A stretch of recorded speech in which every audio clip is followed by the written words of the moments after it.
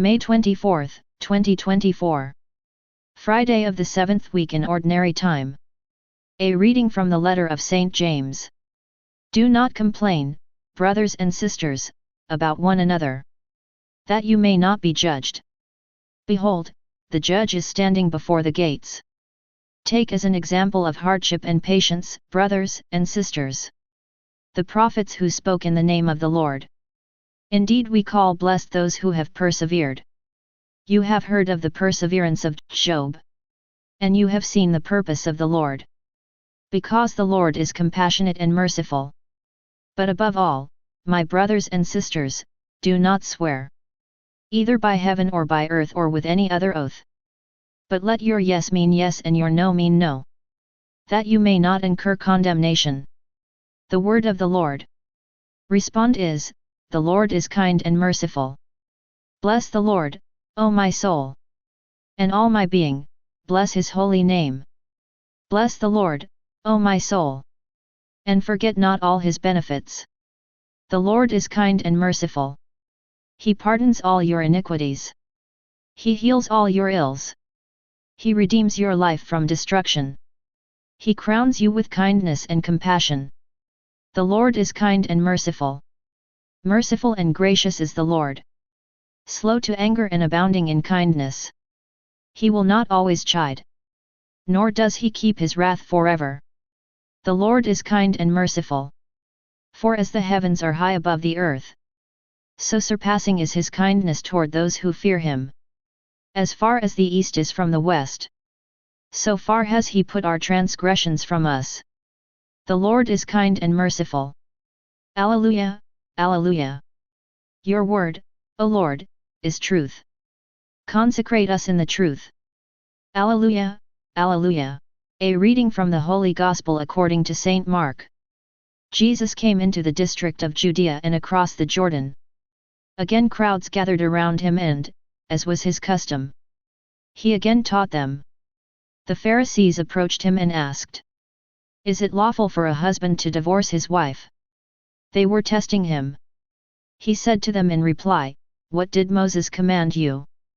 They replied, "Moses permitted a husband to write a bill of divorce and dismiss her."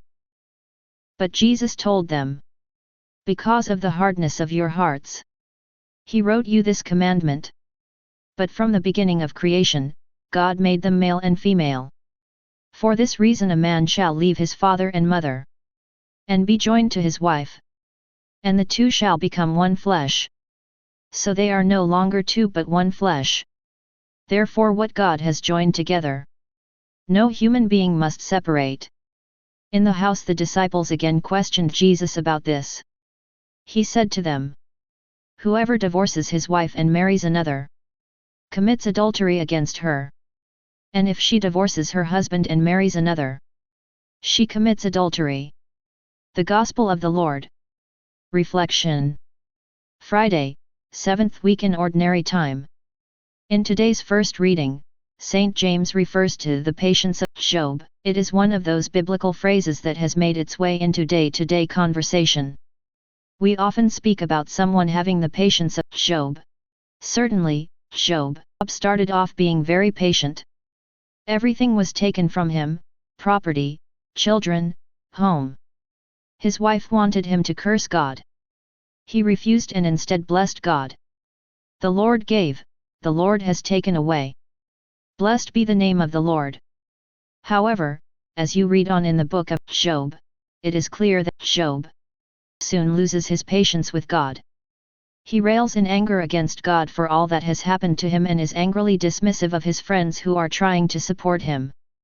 Perhaps the biblical author wants us to recognize that admirable patience and explosive anger often reside within the one person, including the person of faith.